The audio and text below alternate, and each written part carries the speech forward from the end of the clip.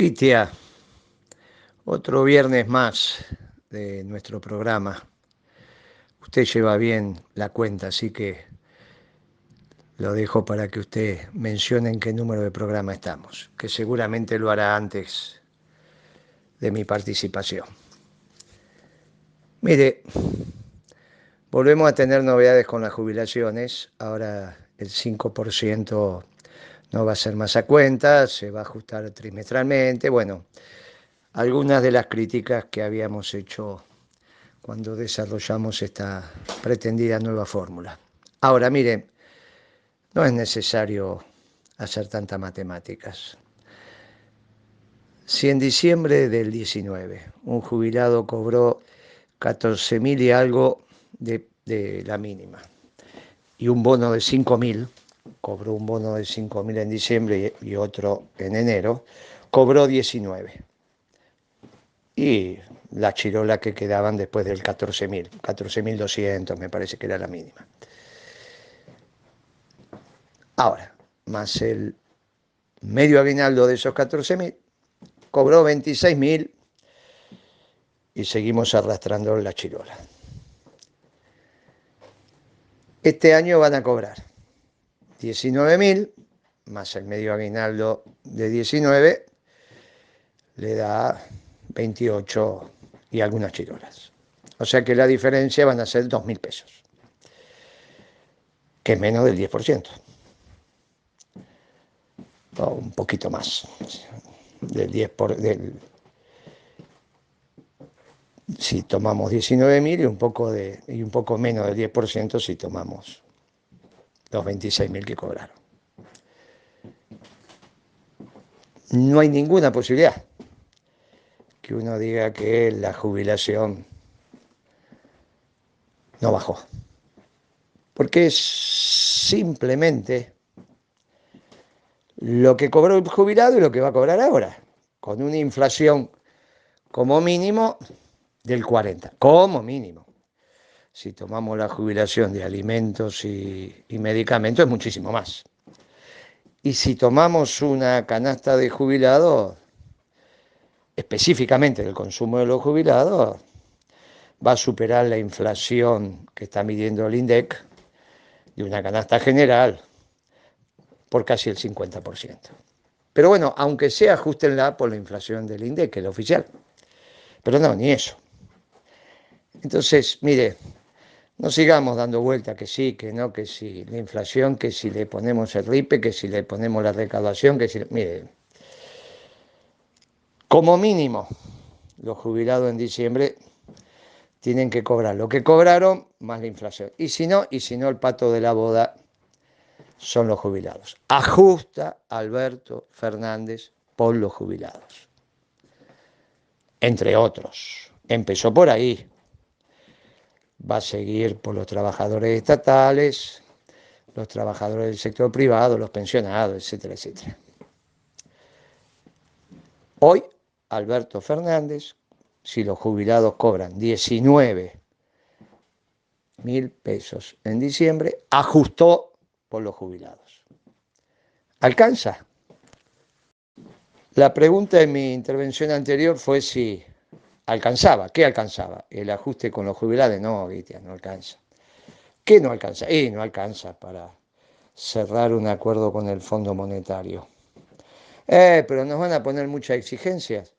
No, le van a pedir que escriban algo que se pueda firmar. Y para escribir algo que se pueda firmar, lo mínimo que hay que saber, lo mínimo, es cuánto factura la Argentina, o sea, cuánto es el PBI de la Argentina. Pero Moreno, ¿cómo no vamos a saber cuánto es el PBI? Sí que lo sabemos, en pesos. Usted agarra la cifra del INDEC y yo le digo, mire, el 31 de diciembre la Argentina facturó entre 30 y 31 billones de pesos. 30, 31 billones de pesos. Billones, 12 ceros.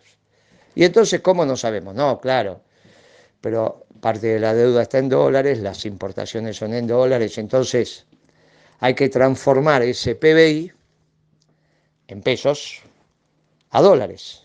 Es muy fácil, hacemos una división, sí, claro. ¿Por 80 o por 160? Porque si es 80, más o menos son 400.000 millones de dólares. Y no sería un mal PBI, considerando que Cristina lo debe haber dejado en 530, 550, 570, depende de dónde ponga el dólar. Pero por ahí, 10% más, 10% menos. Si después de 4 años de Macri y un año de Alberto estamos en 400, no le digo que para ti de manteca el techo, pero ahora, si estamos en 400.000 millones de dólares, dividido 45 millones de argentinos, te da un per cápita, un PBI per cápita de 8.000 y pico. Mire, no puede haber la pobreza que hay. No puede haber la pobreza que hay. ¿Cómo? Y no puede haber 400.000 dividido 45 millones. No puede dar la pobreza que hay, que no es la que dice la UCA, ¿no? Está arriba de 50-55% de pobres. Y entonces no deben ser 400.000. ¿Y cuántos son? Y ahí es donde viene el problema.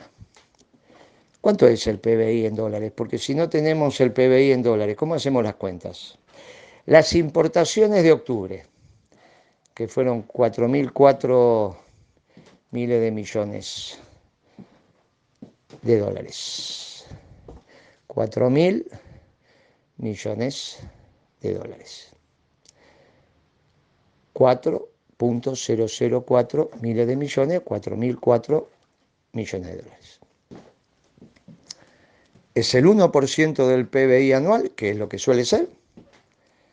O sea, la Argentina en general importa el 1% de su PBI anual. O es el 2%. Porque si el PBI son 200.000 e importaste 4.000, importaste el 2%. Y entonces estamos en un lío. Hasta que eso no se resuelva, va a ser difícil escribir un documento con el fondo. Por eso se fueron, están hablando de marzo y abril, y quizás también están esperando que podamos saber cuánto factura la Argentina, no solo en pesos, sino en dólares, para poder empezar a escribir algo que van a aceptar, todos los gobiernos del mundo que se expresan en el fondo, la Argentina, todos queremos llegar a un acuerdo. El tema es que para llegar a un acuerdo tiene que haber unos números básicos que se puedan volcar en el papel. Y el primer número básico, porque todo se mide en función del PBI, es cuánto factura la Argentina en dólares. Y sí, es relevante, porque la deuda que viene a exigir el FMI es en dólares. Y por lo tanto el deudor tiene que demostrar que en dólares está en condiciones de pagar. No, claro, Guitia, pesos no quiere. En dólares tenemos que estar en condiciones de pagar. Y por lo tanto las cuentas, razonablemente hay que hacerlas en dólares. Pero ¿y si no sabemos cuánto facturamos en dólares, entonces cómo las hacemos? Y ese es el problema.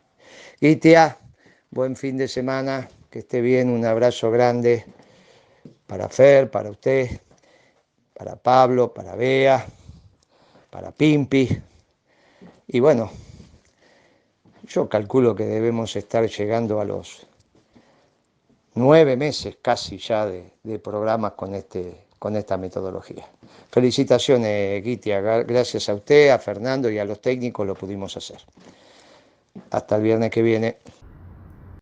Hoy, 4 de diciembre, otra vez viernes, otra vez en la hora de Moreno, con una mirada a través de la historia. Esta mirada tiene como objetivo ofrecer un ejercicio de memoria en el marco de socializar el conocimiento con una visión peronista.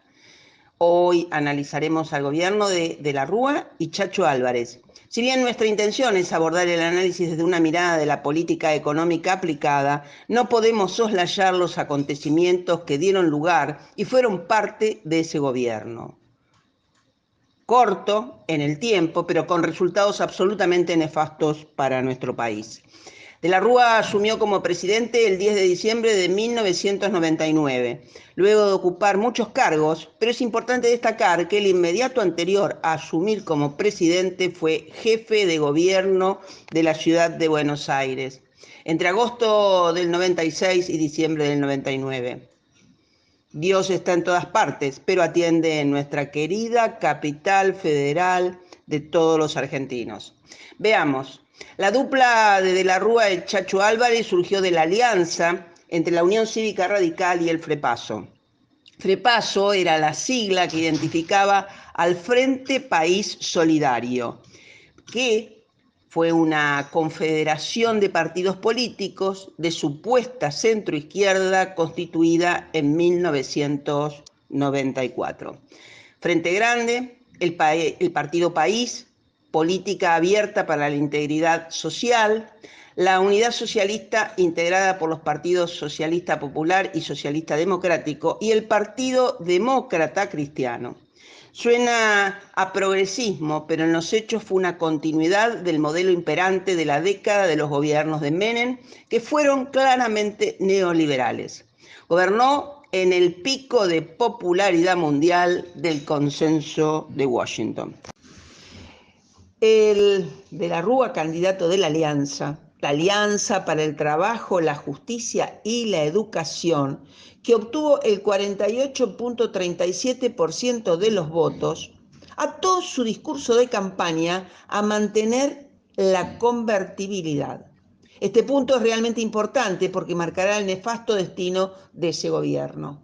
En segundo lugar quedó Eduardo Duhalde por el Partido Justicialista, que obtuvo el 38.28%, quien en su discurso de campaña fue muy claro en ser crítico de algunos aspectos de la política económica del gobierno de Menem.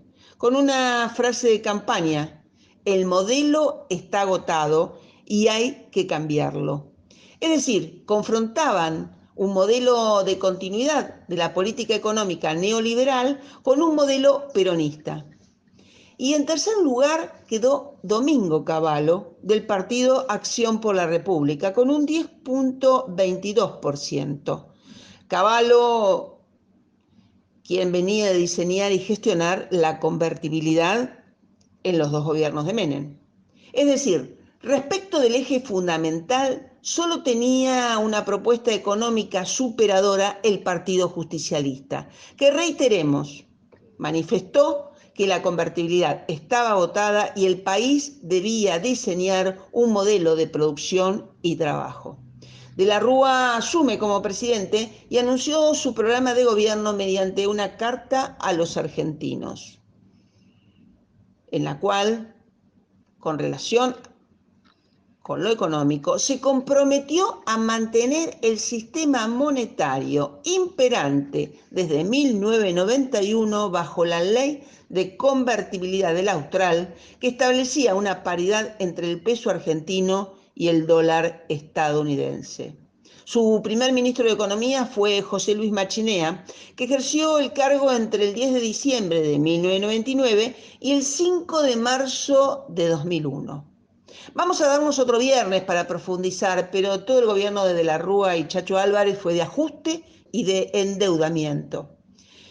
Pero como Alfonsín continuó en su primer año y medio de gobierno con el modelo aplicado por la dictadura y se caracterizó como única medida en su primer día de gobierno con la ley Mucci, de la Rúa también de inmediato elevó al Congreso una ley de reforma laboral, la que fue finalmente la Ley 25.250, que a pocos 6 meses de su gobierno estaba promulgada.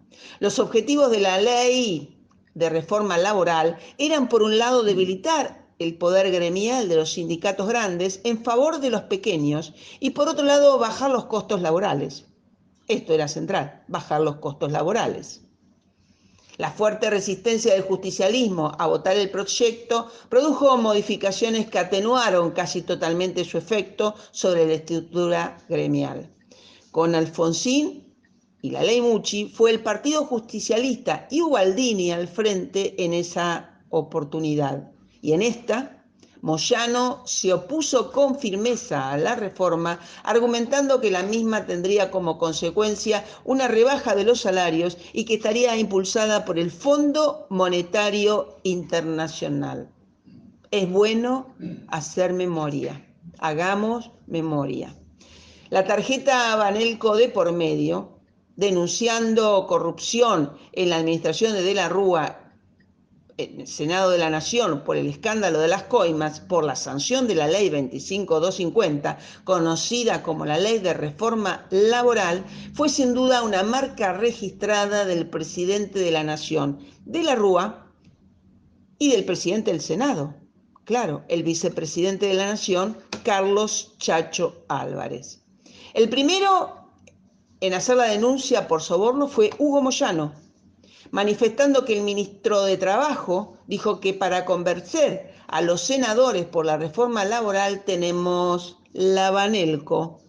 El escándalo desató una crisis política y en ese marco renunció Carlos Chacho Álvarez, quien ejerció la vicepresidencia de la Nación entre el 10 de diciembre de 1999 y el 6 de octubre de 2000. Alberto Flammarique se alejó del Ministerio de Trabajo, pero no del gobierno. Se alejó quien fue acusado por cohecho activo por supuesto reparto ilegal de dinero para la sanción de la reforma laboral, pero siguió con un cargo de importancia en la Secretaría de la Presidencia, es decir, al lado de la Rúa. Y aparece en escena Patricia Bullrich, quien fue funcionaria de la Alianza desde el primer día del gobierno de la Rúa y Chacho Álvarez, y asumió como ministra de Trabajo en reemplazo del desplazado Flammarique. Ejerció el cargo entre el 6 de octubre de 2000 y octubre de 2001. Como ya dijimos, los radicales siempre contra el movimiento obrero organizado. Reiteramos, la ley Mucci de Alfonsín, que fue resistida por Saúl Ubaldini, y en esta etapa con la Bullrich eliminando conquistas y hablando de transparencia sindical, otra vez hubo resistencia. Y en este caso la figura fue la del compañero Hugo Moyano. Y memorizan las crónicas que Moyano la interpeló bajo su nombre completo, Patricia Bullrich Luro Pueyrredón, la piba, como despectivamente le decían los sindicalistas, porque era la figura del recorte del 13% a los sueldos estatales y a los jubilados. Y en el programa de Mirta Legrand, las crónicas relatan que dijo, es muy doloroso, pero no hay otra salida, esgrimió, mientras engulía un bocado de tartere de salmón. Pero, por decreto de necesidad y urgencia, a propuesta de Patricia Bullrich, se rebajó el 13% a las jubilaciones y los salarios de la administración pública, incluidos los docentes. Durante la gestión de Patricia Bullrich, el desempleo se elevó del 15 al 25%. El gobierno de la Rúa fue corto, pero sin duda fue un periodo de acontecimientos muy nefastos. En paralelo a los acontecimientos relatados, José Luis Machinea fue reemplazado por López Murphy, quien ejerció el cargo por solo 15 días. Antes de asumir como ministro de Economía, había ejercido como ministro de Defensa desde el inicio del gobierno de la Alianza. Es decir, los recambios eran endógenos al mismo gobierno. En 15 días de López Murphy, en realidad podemos decir que se autodinamitó. Decían los titulares, el ajuste y la crisis, podas en educación, empleos públicos y provincias son el eje del paquete económico. Es decir, al ajuste, el desbarajuste de la convertibilidad, llegó López Murphy y puso leña al fuego. Entre otras consecuencias inmediatas, los docentes levantan la carpa blanca. Hubo manifestaciones que paralizaron la ciudad por rebajas al salario familiar, recortes en el sistema jubilatorio, achiques al sistema de salud, achiques en el ANSED, eliminaron los subsidios al gas y a los subsidios patagónicos, preparaban ya una mayor flexibilización con otra reforma al trabajo, más privatizaciones, es decir, Las medidas anunciadas por López Murphy eran 28, solo detallamos algunas. Podemos volver a decir, de apuro llegaste y de apuro te fueron. Acto seguido, el ministro de Economía fue Domingo Cavallo, sorprendentemente de la mano de Chacho Álvarez. Dicen las crónicas, Cavallo llegó al cargo con un fuerte impulso de parte del líder del Frepaso, Carlos Chacho Álvarez, y también desde los medios financieros. El ex vicepresidente Carlos Álvarez no solo anunció que le presentará al presidente una propuesta para que la Argentina pueda salir de la crisis, también propone al ex titular de Hacienda de la gestión Menem, Domingo Cavallo, como reemplazante potencial de José Luis Machinea. En realidad ya había pasado López Murphy. Y otra dice, el ex vicepresidente y titular del Frepaso, Carlos Chacho Álvarez, consideró ayer que la incorporación de Domingo Cavallo al gobierno es positiva y dijo que se deben revisar las medidas de ajuste propuestas por el ex ministro de Economía, Ricardo López Murphy. Aclaré de entrada que fue un proceso corto pero denso. El Chacho, vicepresidente renunciado, luego de 1 año y medio le dice a De la Rúa cómo salir de la crisis y de la mano se trae a Cavallo. Como en las películas, hasta acá el primer episodio. Continuamos la próxima semana en la Hora de Moreno, analizando este nefasto proceso que le tocó a la Argentina.